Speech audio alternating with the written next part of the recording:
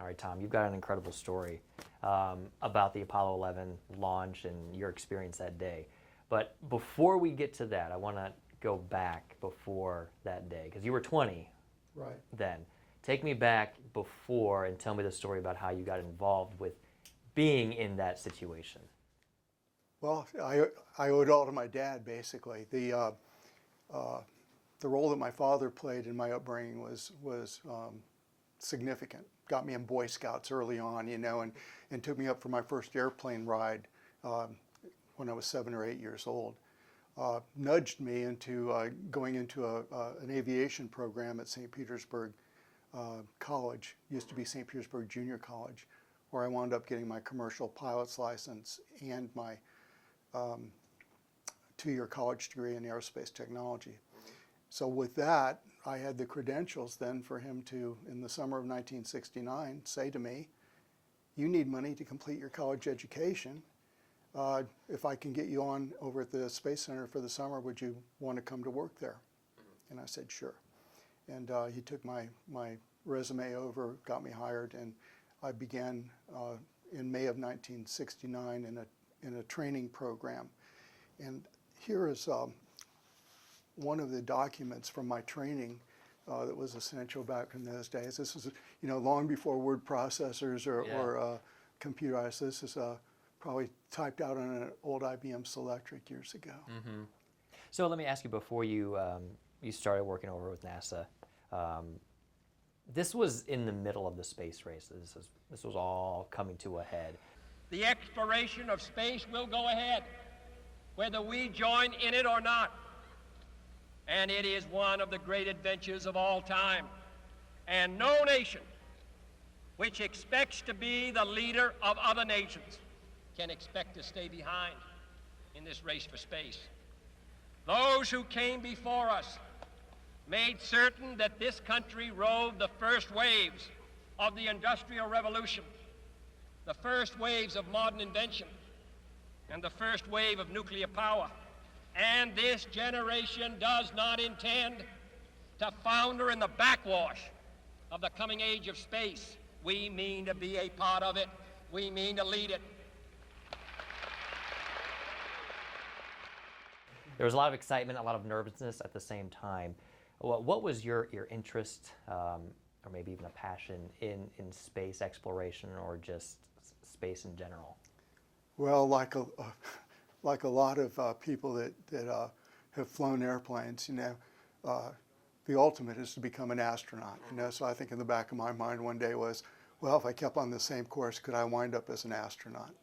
And then it turned out that on the day of the launch, I got to meet an astronaut who turned out to be a very famous astronaut, Gene Cernan, the last man to walk on the moon. So that was my studies. The ultimate pilot's role is to, command a space shuttle or a spaceship. To go to space. Ultimately go to space to escape the Earth's atmosphere and be able to see the blue planet in the rearview mirror, so to speak.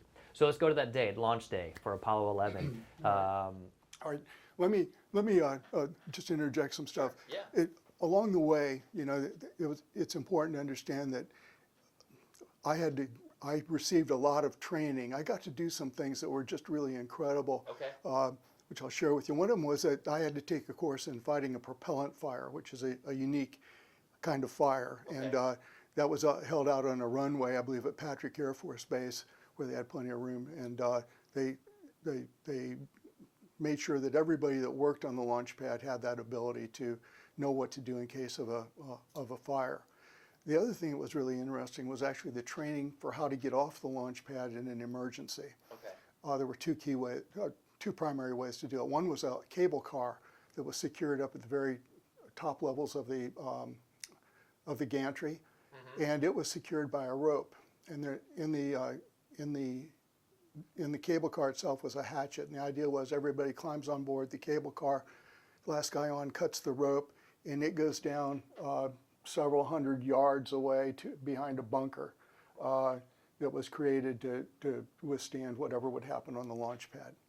So that was one of the ways. The other thing I thought was more interesting was that there was a slide system from a different level on the launch pad that was like a circular slide that went down and went underground under the launch pad about 35 feet into a room, concrete reinforced room with a circle of chairs around the perimeter of the room that were all mounted on springs, like railroad car springs. And they were all contoured chairs. And the idea was the people would come down the slide that were out on the launch pad. They would jump into one of the chairs and ride out whatever would happen on top.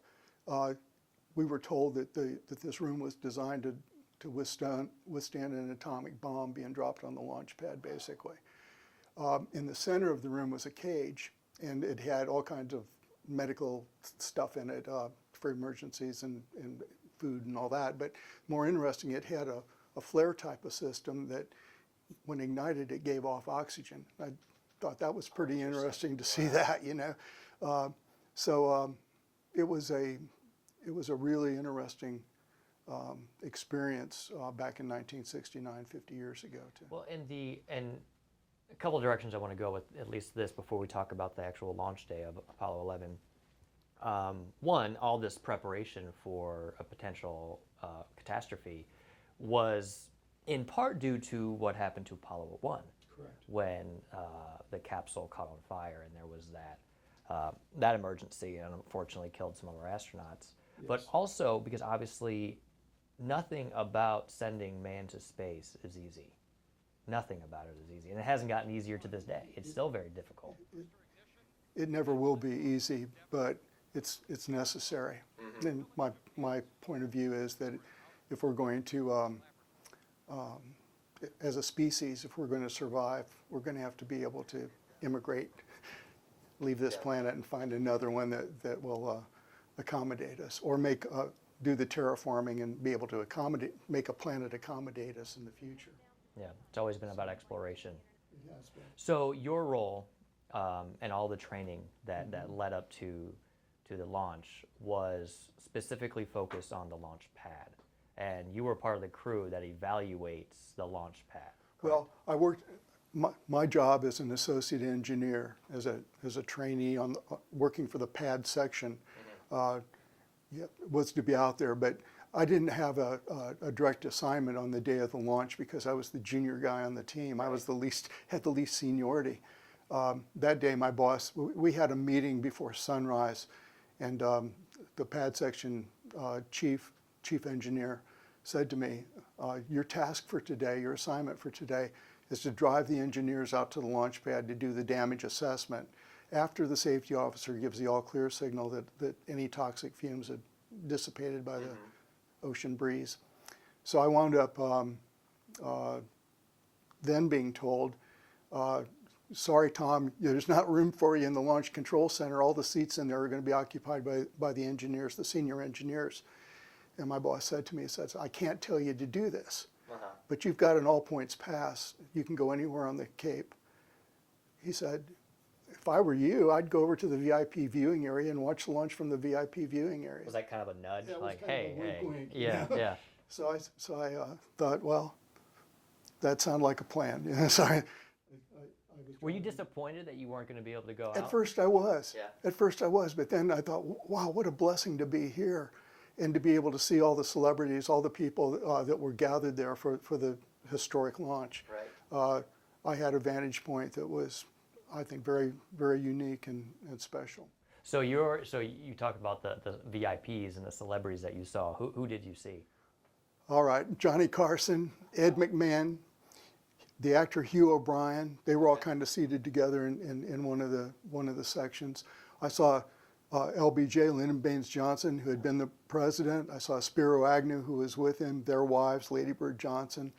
The governor of Florida at that time was Claude Kirk and his wife. There was the governor of Georgia, Lester Maddox, I believe was his name. The most significant of the celebrities, though, that I saw was Charles Lindbergh, Charles Augustus Lindbergh. He was there. And, getting to see him was, from an aviation standpoint, was a treat. So, I mean, now, you're in 2019, we're just starting to get into this new age of space exploration, space travel. the idea back then that you would have presidents, you would have celebrity movie stars, politicians, obviously the president as well, but senators, and then just other notable figures, this was a big deal. This launch was a potentially pivotal point in American and world history. The astronauts departed from their crew quarters after checking out their suits. They departed from the crew quarters at 6:27 a.m. and some 27 minutes later, 8 miles away from the crew quarters at the Kennedy Space Center, atop the launch pad at Complex 39, 6:54 a.m., the commander, astronaut Neil Armstrong, was the first to board the spacecraft. He was followed about 5 minutes later by Mike Collins, and finally Buzz Aldrin, the man who's sitting in the middle seat during liftoff, was the third astronaut to come aboard. You have to understand that the competition between Russia, who had launched the Sputnik before we had anything up in space, that the first one to get to the moon, you know, that was a national goal, and it was a significant goal. Being the freest country on the planet, to use that that ability to set a goal for our nation and to be able to carry it out. I therefore ask the Congress, above and beyond the increases I have earlier requested for space activities, to provide the funds which are needed to meet the following national goals. First, I believe that this nation should commit itself to achieving the goal, before this decade is out, of landing a man on the moon and returning him safely to the Earth. It involved over 400,000 people. You know, I've got one story out of the 400,000 people that worked on some facet of the space program during that time. Some of them just now have become better known. The women that did the calculations for the for the orbits that had to be done, that sort of thing. I just happened to feel like I had a unique perspective, that I was meant to be where I was and to tell my story. Well, I can imagine, and I mean, I wasn't there. I've only heard stories like yours, but there was an incredible amount of patriotism and pride to be a part of it in some way, even if it was just observing the launch, but you were a part of the crew. I was, and yes, there was, and we all had this sense of duty and wanting to see this be successful, and we were greatly relieved when the launch went as planned, exactly as planned. Yeah, yeah. So you're walking up, you're in the VIP area. I'm out in front of the bleachers, just kind of taking in recognizing the faces, and then I spot Barry Goldwater walking towards me with a couple of guys. And, so who's Barry Goldwater? All right, Barry Goldwater at that time was the senior senator from Arizona. Okay. He was also had run for president in 1964 and had lost to Lyndon Johnson, and he was a leading conservative figure, and was also a general in the Army Air Corps, I believe, and had flown a lot of different types of aircraft, and was somebody that I kind of liked. You recognized him. I recognized him, yeah. and I wasn't old enough to vote back in '64, but when I extended my hand to greet him, I told him, hey, my family supported you back in that election. Very cool. And he in turn then introduced me to his son, Barry Jr., and to his official NASA escort, Gene Cernan. So he introduces you to an astronaut. Yes, he does. What's going through your mind right then? This is incredible, yeah. But it was the next thing that he said.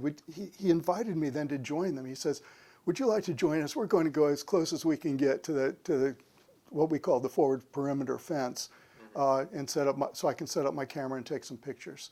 So you're walking around in your crew attire. I'm wearing your hard hat. I'm wearing this hat. Right, so you're official like looking at this point. So he's like, "Let's go." I have a badge, and I have a, I don't know, but it's basically that's what it was. It has your name on. It has my name on the helmet. And they, all sides, they wanted to be able to yell at you when you're out at the launch pad and make sure they got your attention. Well, it's so Barry Goldwater knew your name.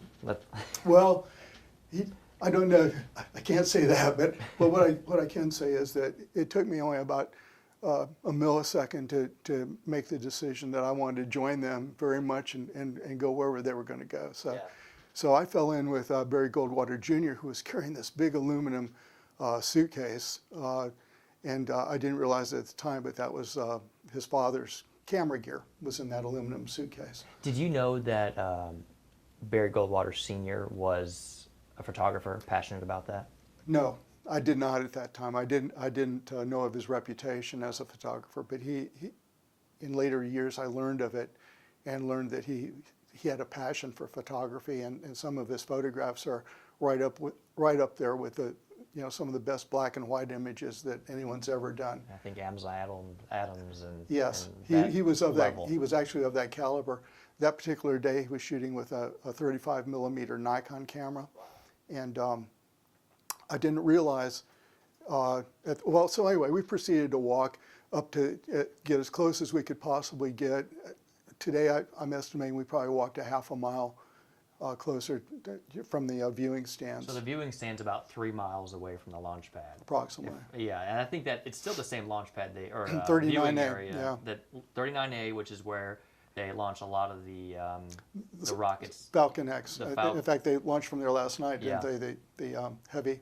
And then Falcon it's the Heavy. same viewing area today as well. So you walk about a half a mile closer Right. than where everybody else is watching the launch. Right, and that was because Barry Goldwater, Senator Goldwater, wanted to have the closest he could be to set up his camera. And so Gene Cernan says, well, I've got just the spot for you. Well, I don't think that Gene Cernan suggested that. I think that Barry Goldwater had rank in whatever he wanted to Yeah. do. He was the head of the Appropriations Committee. NASA's budget came through the Appropriations Committee, so Okay. he had rank. As long as it was safe, he was allowed to go. And they had calculated that the forward perimeter fence would be safe, but it was an interesting place to be to watch the launch. How's that? Well, from the way that it turned out, there was some unexpected events. One of them was, the whole area around the launch pad is a rookery. All kinds of seabirds nest there, and that area, when there aren't launches going on, is a big bird watching area. It always has been. So what I didn't expect was this sudden eruption of all types of birds rising, squawking, fleeing the area as fast as their wings could beat, and it was just an amazing display of fear, panic on the part of the birds that were there. Was this as the countdown clock hit 0? No, it was before it hit 0. Okay. Somehow the birds knew that they had to flee. That before we could see a spark, before we could see any sign of the actual thing, the birds knew. Mm-hmm. And then the first thing that I remember seeing after the eruption of the birds was a little spark down at the base of the rocket, and that spark, within just a few seconds, created giant flames, and then the smoke, the white smoke above it. 6, 5, 4, 3, 2, 1, 0. All engine running. Liftoff. We have a liftoff. 32 minutes past the hour. Liftoff on Apollo 11. Because light travels faster than sound, that came to us a good while before the actual sounds of the ignition and of the rocket thrust beginning. I want to describe this to you because this, being one of the 4 guys closest to the launch, Well, yeah, what it's and like. actually, I like what you've said before, how you have the 3 astronauts that are strapped into the top of this, million-pound plus rocket, Right. and the 3 of you Are the next closest. yeah. Actually, it was the 4 of us. Okay. So the 3 of them on top of it, and the 4 of us were the closest then to it. So what it's like to experience that is kind of interesting. You get shock waves hitting you in your chest, but it's uncountable. It's quadrillions of shock waves that are just pulverizing you right in your chest Uh-huh. as the rocket ignition begins and as the liftoff slowly takes place. And it's a very slow type of thing initially, and those pulses of energy hit you and build until probably the rocket's almost cleared the pad. It's continually building. But then the next thing that hits you is the rumbling that's coming through the earth in your feet, and you feel like a tremor. You feel like an earthquake, being in a small earthquake. And it's for that reason I always thought, that whatever photographs that Barry Goldwater took, once that earth trembling began and the shock waves, those had to be pretty blurry photographs. No because way you could hold still. Well, even especially on a tripod, that would not be conducive to some very good pictures. But my hunch is that he probably got some really great pictures of the birds leaving. Right. And that's what I'd like to see. I'd love to see the pictures of the birds in panic right before the launch. So the whole time as this sensory experience is going on, from the birds fleeing to the spark, and you see the flame of the ignition of the rocket, to then the air pulsing with the shock waves. He's just snapping pictures the whole time. Yeah, basically he's focused on that, and everybody else is focused on what we're observing with the launch itself. So we were riveted to it. tell me, so you go from the sight of the birds to just the visual of the flame, and then you're feeling it. What did it sound like as it started to clear the pad? Well, if I said it was loud, that'd be an understatement. It was beyond loud. Deafening, I guess, would be a term, but it didn't last that long. The deafening sound, as it cleared, the sound lessened. So there was a peak while there that it was, probably pretty close to what you could withstand without being in pain from it. But I feel like it was a total sensory experience. You have the visuals, you have the auditory, you have the sensory with it getting pulverized in your body with these waves of energy, and so it was a unique experience. Now, I imagine it would be somewhat quieter, maybe on top of the rocket, but I'm sure that some of those same sensations are the same ones that the astronauts feel as they go through the liftoff experience. And in addition to all of the sensory overload, it's also an emotional overload, I can imagine, as well. Well, you're hoping that it all goes really perfectly. You're hoping that it turns out the way that was planned to go. And there's a sense of relief and joy when it goes the way that it's supposed to go. And it kind of meant that everyone had done their part. Everything had gone according to the way it was planned to go. And so there's a sense of pride, that everyone felt good about it. We felt good that, hey, we did our part. It's on its way. And then it's going to be up to the astronauts, and it's going to be up to Mission Control in Houston. It's going to be up to a lot of other people to do their part to make it a complete mission success, which it was. So after the sounds and the vibrations, the shock waves all begin to subside, what are you guys left with? Now you're staying there right next to this bird sanctuary, essentially. Well, there's some handshakes and pats on the back and some good feelings that were shared between us. But one of the things that happened then was my dad had given me this is a day of launch postcard, basically, that you would put a stamp on that from it would be the day of issue, and you'd send that to a friend. It's kind of like I was there, and you weren't. And here's the Wish you were proof. here. Yeah. So I had these in my pocket, and so I handed one to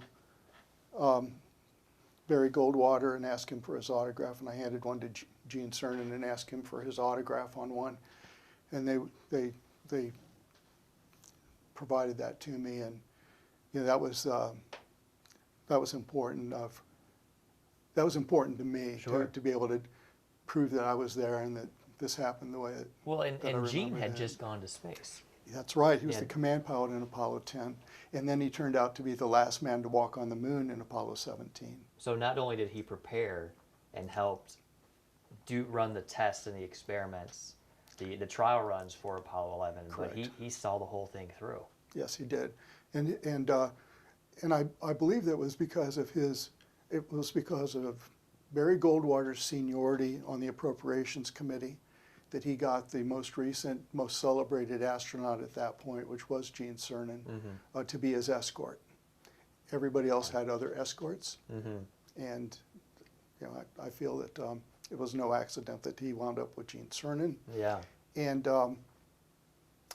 And of course, Barry's passed in, I think, 1998, and Barry Sr. passed, and Eugene Cernan passed a few years ago. And so now it's just Barry Goldwater Jr. and myself are the only two left, and I hope to meet up with him again one day and you know, reminisce. Sure. Maybe you know, we'll see how that turns out. Well, hopefully so, because I mean that's a very unique experience. I think, you know, people at the VIP viewing area, they had a collective experience and that they can all share. But there was only 4 of you that were that close to Apollo 11 on its way to the first man on the moon. Right, and only one of us was taking photographs. That was the senator. That's a special experience. Tell me a little bit about your thoughts about space travel, you know, here in 2019 and where it goes from here. There was such an aura, such a mystery about space, and it seems like that's sort of worn off now. But You know, I'll give you one thought. If you'd ask anybody that participated in the Apollo 11 program if we were going to stop at the end of Apollo and not continue with setting up a base on the moon and set up and to be moving rapidly towards, you know, extraplanetary colonization, or at least setting up bases, they would have said, sure, it's going to happen. You know, it's definitely going to happen. No one expected the long gap that we're experiencing and getting back to, even just getting back to the moon. right. Then we endured this period of time when people were saying we didn't really go to the moon. It was all phony, you know, it was all theatrically orchestrated. And, you know, Buzz Aldrin famously decked somebody for, you know, with that, you know, he did. He just said. Well, sure. He put a lot of work into it. I mean, he dedicated his life to going to the moon. Well, anyone that was there that saw the amount of effort that went into that, it was readily apparent that there was no fakery involved in this thing. That kind of a conspiracy was idiotic to imagine that could happen. It's one small step for man,